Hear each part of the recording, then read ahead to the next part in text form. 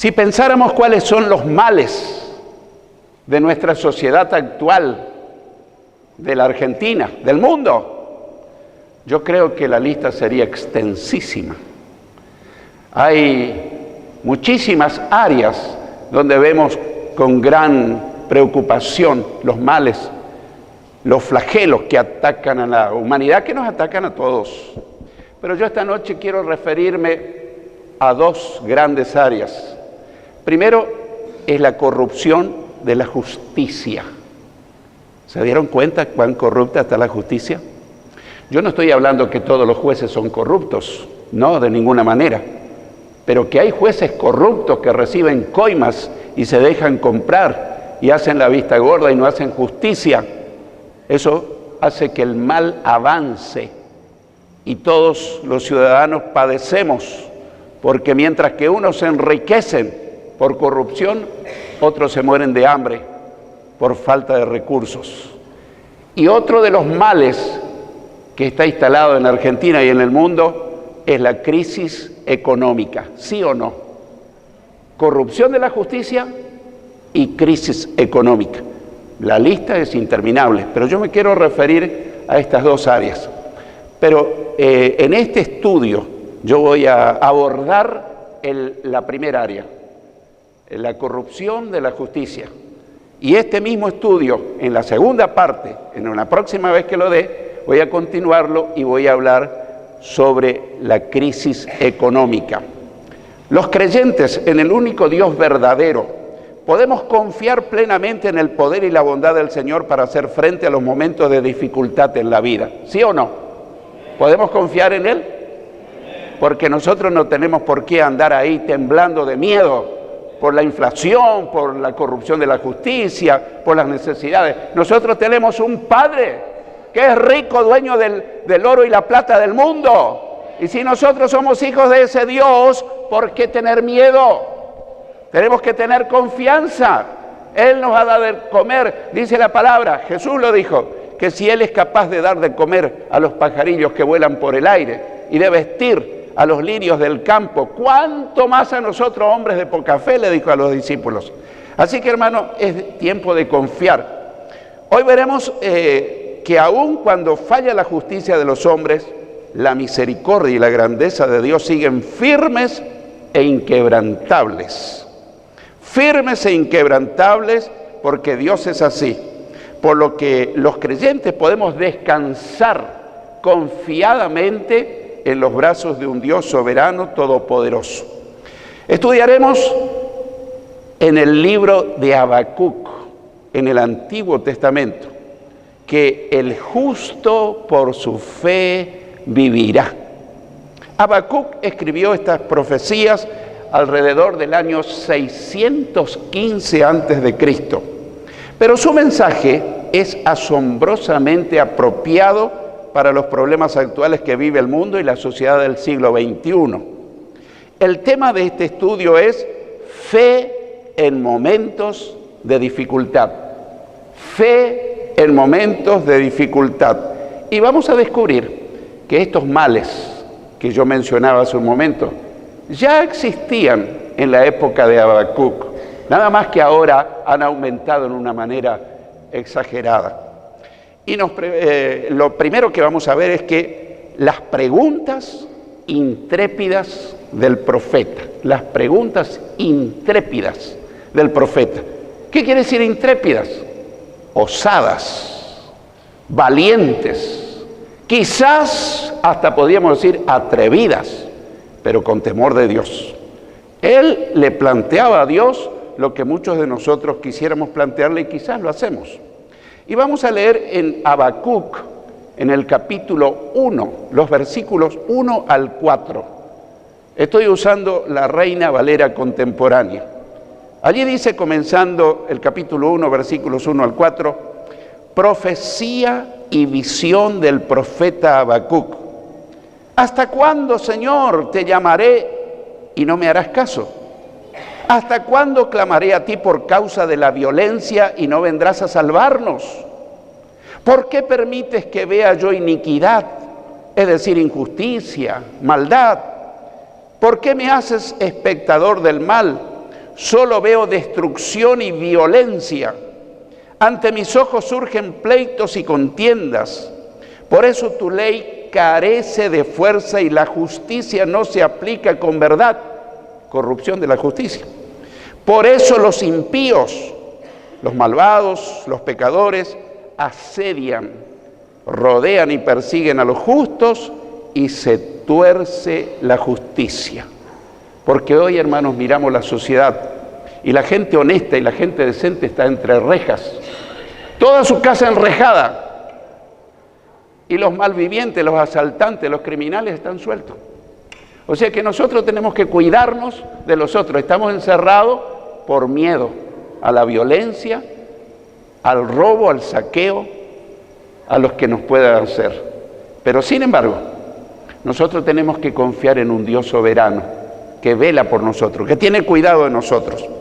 Lo primero que aparece en el versículo 1 es la profecía y visión del profeta, es decir, la visión o revelación que tuvo Habacuc. Habacuc tuvo una revelación de parte de Dios, de lo que estaba pasando en la sociedad de sus días. Y esto increíblemente es apropiado para el momento en que vivimos. Pareciera como que Habacuc es uno de nuestros contemporáneos. En segundo lugar, las intrépidas preguntas del profeta a Dios. Eso está en el versículo 2. ¿Hasta cuándo, Señor, te llamaré y no me harás caso? ¿Hasta cuándo clamaré a ti por causa de la violencia y no vendrás a salvarnos? ¿Cuántos cristianos a lo mejor estamos diciendo, Señor, cómo es posible que estemos en un país tan hermoso como Argentina y sin embargo estamos empobrecidos, saqueados, corruptos, etcétera, etcétera, etcétera? El profeta Habacuc se lo planteaba a Dios y tal vez algunos o muchos de nosotros también. En tercer lugar, las quejas del profeta. Se quejaba ante Dios. El versículo 3 dice, ¿por qué permites que vea yo iniquidad? ¿Por qué permites que vea tanta injusticia, tanta maldad? ¿Por qué me haces espectador del mal? ¿Por qué me haces ver todo eso? Le decía Habacuc al Señor. Solo veo destrucción y violencia. Una realidad de nuestros días. Ante mis ojos surgen pleitos y contiendas. Increíble. Pareciera un periodista que está escribiendo en el diario de hoy, que está contemplando la sociedad en la que vivimos. En cuarto lugar, la corrupción de la justicia. El versículo 4 dice, por eso tu ley carece de fuerza y la justicia no se aplica con verdad. Por eso los impíos, los malvados, los pecadores, asedian, rodean y persiguen a los justos y se tuerce la justicia. ¿Cuántos de los que están esta noche acá no han sido víctimas del saqueo? ¿Cuántas hermanas salieron con su cartera y vino un motochorro y se le arrebató la cartera, los documentos, la tarjeta de crédito?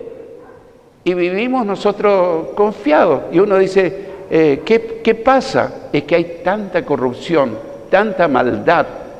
Por haberse multiplicado la maldad en el mundo, dice, el amor de muchos se enfriará. Y ese enfriamiento va a alcanzar a toda la sociedad, pero también a nosotros, hermanos. Por eso estamos orando, para que no nos enfriemos, para que conservemos el fuego, el entusiasmo, la convicción. Dios no está muerto, Dios vive y Dios está en medio de nosotros. Él es nuestro defensor. Él es el juez justo. Muchos hermanos me dicen, estoy procurando en un juicio donde me estafaron, me sacaron, me hicieron esto, me hicieron lo otro, y recurro a los jueces. Pero resulta ser que ellos tienen abogado, que le han dado coima, y entonces estoy perdiendo. ¿Estoy hablando la verdad? Sí, estoy hablando la verdad. Esto nos compete a todos. Es un mal generacional que estamos viviendo. Como decía, es como si Habacuc viviera en nuestros días y describiera la violencia, la maldad, la corrupción de la justicia, la criminalidad de los malvados y el sufrimiento de gente inocente. Creo que la mayoría nos hacemos las preguntas, como les decía, que le hacía el profeta a Dios. En segundo lugar, la respuesta paciente de Dios al profeta. La respuesta paciente de Dios al profeta. Si uno no leyera este pasaje que vamos a leer, uno pensaría, pero Dios se enojaría y le diría, pero Habacuc, ¿quién sos para hacerme esas preguntas osadas y atrevidas? No, Dios no se enojó con Habacuc. A Dios le gusta que seamos honestos y que no andemos dando rodeos cuando tenemos que confesarle algún pecado. Señor, tú ya sabes en qué anduve. No, confesáselo con nombre y apellido, que Dios ya lo sabe, absolutamente. Pero Él quiere que encaremos, tomar el toro por las astas, como dice un refrán. Entonces tenemos que hablarle a Dios en forma directa, con nombre y apellido, y decir, si nos hemos equivocado en eso, lo admito. Pero también orar por nuestros gobernantes, orar por Argentina. Ahora uno pensaría que Dios se iba a enojar con Habacuc, pero nos sorprende la respuesta paciente de Dios al profeta. En Habacuc, capítulo 2, los versículos 1 al 4, quiero recordarte que estoy usando la Reina Valera contemporánea. Habacuc 2, 1 al 4 leemos: decidí mantenerme vigilante, dice el profeta.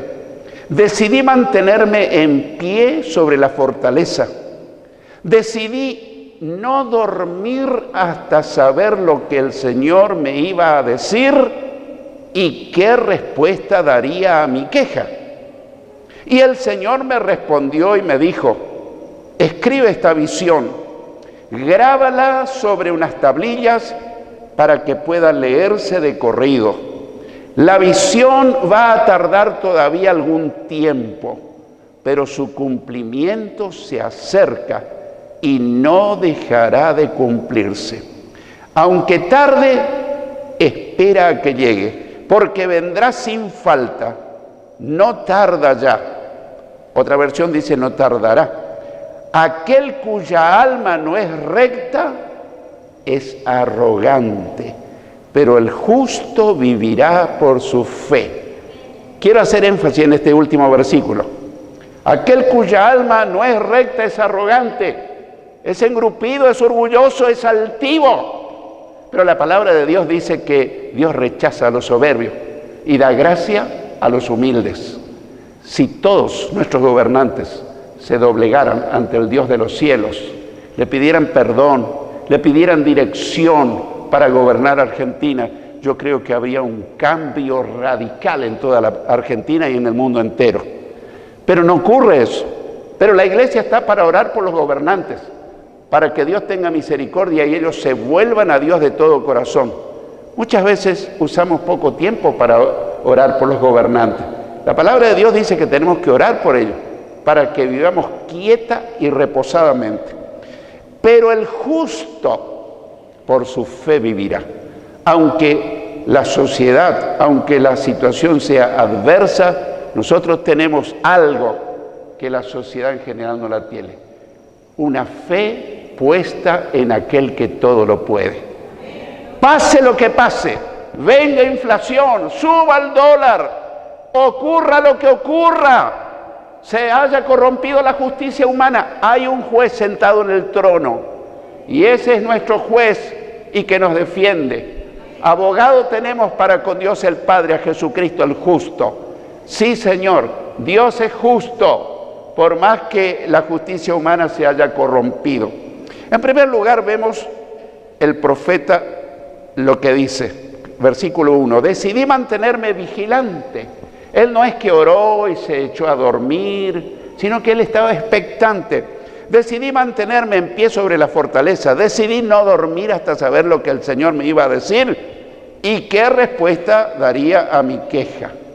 Nos preguntamos, ¿somos nosotros también vigilantes y pacientes esperando la respuesta de Dios cuando le presentamos alguna de nuestras inquietudes?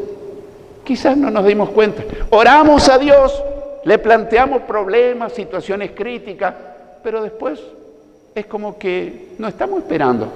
Pero Dios nos va a responder. Y yo tengo la convicción de que muchas veces nos responde, pero estamos distraídos. En cambio, Habacuc, después de orar, dice que quedó expectante, despierto, esperando qué le iba a responder Dios. A mí me pasó muchas veces que yo le planteé problemas, carga, dificultad al Señor y después me distraje. Y andando el tiempo me di cuenta que Él me había contestado, pero yo estuve pensando en otra cosa. Dios es un Dios que responde. Dios es un Dios que te va a contar y decir que podés contar con Él y que te escucha cuando clamamos. Ayer a la mañana yo clamé. Y después de más de una hora de oración, le pedí algo tal vez insignificante. Y me quedé esperando. Voy a decir qué es. Esa Biblia que se me había perdido y que yo tenía mucho dolor porque era un recuerdo. Una Biblia que me acompañó como 40 años, yo se la había dedicado a mi nieto más grande. Y yo traje al culto y se me olvidó, se perdió. Y después de orar más de una hora, dije, Señor, para ti todas las cosas son posibles. Yo quiero que me hagas encontrar esa Biblia. No tiene un valor adquisitivo, pero tiene mucho valor emocional, sentimental. Y, oh casualidad, entre comillas lo estoy diciendo, ese día sentí mucha inquietud de ir a revisar unos papeles en una habitación en mi estudio, donde menos pensaba. Ahí miré, no andaba buscando la Biblia, te puedo asegurar que mi Biblia para mí se me perdió acá. Y voy buscando unos papeles que yo jamás busqué. Y cuando levanto un papel, ahí estaba la Biblia. Dios responde a la oración. Dios responde. Yo no sé cómo fue a parar la Biblia ahí debajo de unos papeles. ¿Qué me enseñó eso? Que si Dios me escuchó una petición pequeña, ¿cómo no nos va a escuchar las peticiones grandes?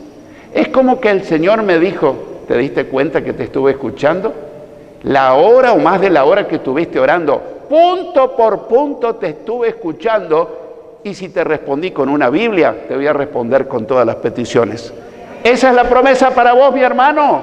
Pensé que ibas a dar un grito de júbilo. ¡Aleluya! Dios es un Dios que oye, un Dios que responde, un Dios que no está ya indiferente en el cielo. La Biblia dice, confía en el Señor y haz el bien. Encomienda al Señor tu camino y confía en Él y Él hará. Guarda silencio ante el Señor y espera en Él. Salmo 37, parte de los versículos 3, 5 y 7. ¡Qué promesa!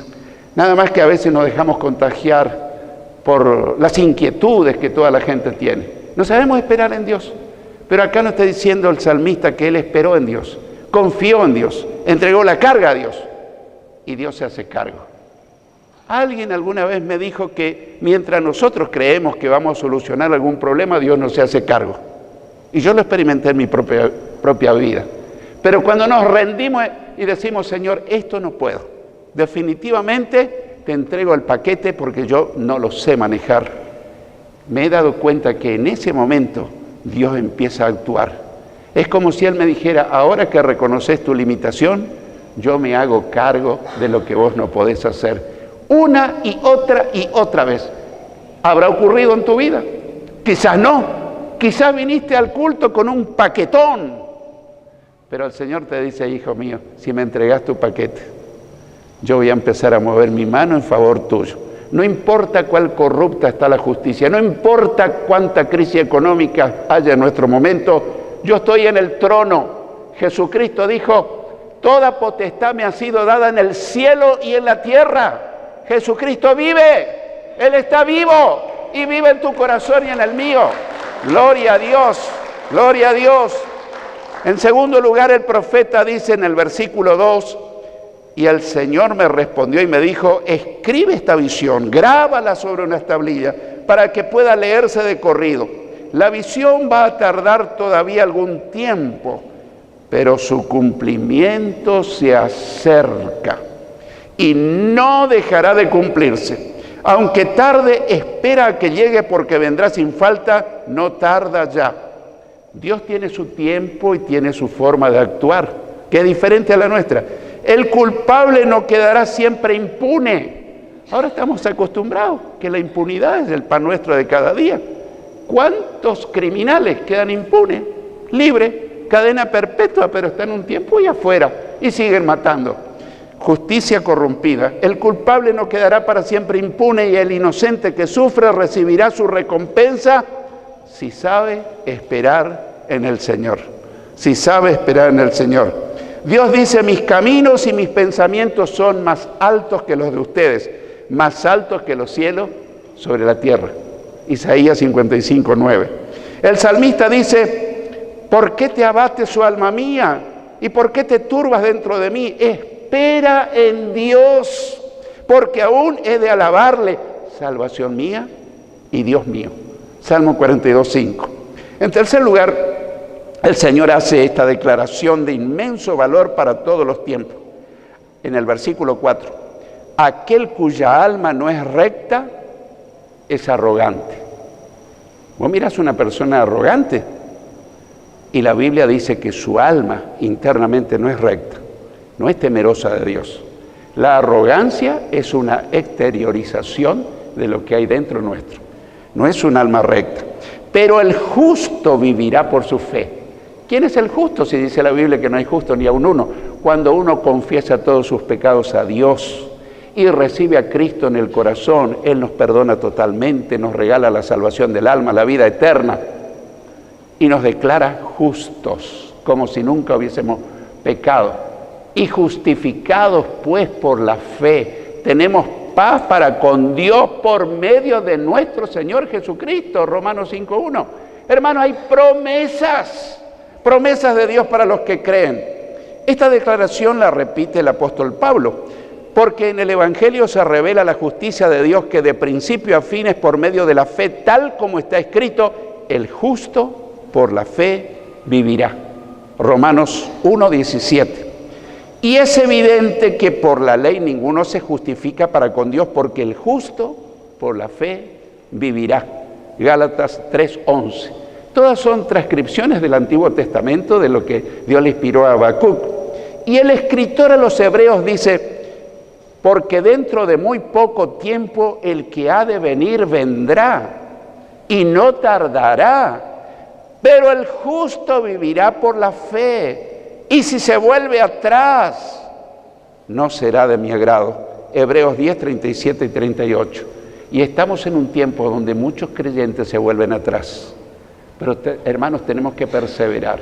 Estamos en la recta final y tenemos que cuidar, asistiendo a los cultos, leyendo la palabra, orando, dando testimonio de Cristo. También en Hebreos leemos: es pues la fe, la certeza de lo que se espera, la convicción de lo que no se ve. Pues estamos hablando de que el justo vivirá por la fe. ¿Pero qué es la fe? Bueno, dos cosas. La convicción, tenemos que estar convencidos. Es pues la certeza de lo que se espera. Certeza, seguridad, de algo que esperamos, algo definido, no cualquier cosa, sino algo definido. ¿Qué cosa? Que Dios nos va a bendecir. ¿Qué más? Que Dios nos va a sacar adelante. ¿Qué más? Que Dios nos va a sostener en las crisis. ¿Qué más? Que Dios va a ser justo a pesar de la injusticia del ser humano. Es pues la fe, la certeza de lo que se espera, la convicción de lo que no se ve. No se ve con nuestros ojos naturales, pero con los ojos de la fe ya lo podemos ver. Pero como contrapartida, un versículo desafiante también dice: pero sin fe es imposible agradar a Dios. Porque el que se acerca a Dios debe creer que Dios existe y que es galardonador de los que le buscan. La primera cita era Hebreos 11:1 y la segunda Hebreos 11:6. Debemos concluir. En momentos de dificultad, lo que más necesitamos es tener fe en el Señor. Lo que más necesitamos. Que Él nos ayudará a salir adelante. Este no es un tiempo para vivir temblando, en crisis, en estrés, en ansiedad. Todo eso es por falta de fe. Pero si nosotros cultivamos la fe, nosotros, a pesar de las circunstancias adversas, vamos a poder vivir en victoria, de victoria en victoria. La fe es el resultado de oír el mensaje de la palabra de Dios. Romanos 10, 17. Y quiero contarles para finalizar. Un creyente estaba pasando un momento de mucha dificultad por porque su fe era muy débil. Quizás alguien se pueda identificar con este creyente. A pesar de estar desanimado y sentirse derrotado, hizo un esfuerzo ese día y fue al culto. Aunque no deseo, voy a ir al culto, se dijo él mismo. Esa noche escuchó que todo es posible para el que puede creer. El mensaje de esa noche era: todo es posible para el que puede creer. Y otra de las frases resaltantes del predicador era: la fe es el resultado de oír la palabra de Dios. Él en su casa no oía la palabra de Dios, la leía, pero no la escuchaba explicada, meditada, examinada a fondo. La palabra de Dios, que no vuelve vacías, sino que hace el efecto para la cual es enviada, produjo un gran cambio en el estado de ánimo de ese creyente, produjo un gran cambio en su mente, en su espíritu, y a partir de esa noche recobró la fe y pudo superar su momento difícil. Yo no sé si estás pasando un momento difícil, nadie lo desea, pero esos momentos nos llegan a todos. Pero eso mismo que le ocurrió a este creyente, que estaba un poco flojo en su vida de fe, por haber ido al culto, aún luchando, esa noche salió renovado. Y yo quiero terminar diciendo: ese mismo Dios que le habló a Habacuc, ese mismo Dios de todos los siglos, hoy está en medio nuestro. Y hoy te dice: hijo, si vos ponés tu confianza en mí y quitas tus ojos de las circunstancias que te rodean, yo voy a levantarte, voy a animarte, voy a fortalecerte. A pesar de todo, la gente no va a entender, van a decir: ¿cómo puedes tener gozo y puedes tener paz en medio de las circunstancias? Jesús dijo: estas cosas les he hablado para que en mí tengan gozo y vuestro gozo sea cumplido. Y otro día Jesús dijo: estas palabras les he hablado para que mi paz esté en ustedes. En el mundo tendrán aflicción. Eso dijo Jesús, se está cumpliendo. Pero confíen, yo he vencido al mundo. Esta es la noche donde Jesús te dice: entrégame tus cargas y yo te devuelvo paz, te devuelvo gozo, te devuelvo esperanza. No importa cuán corrupta está la justicia y cuán grande sea la crisis económica, conmigo todo lo podés si te animás a confiar en mí.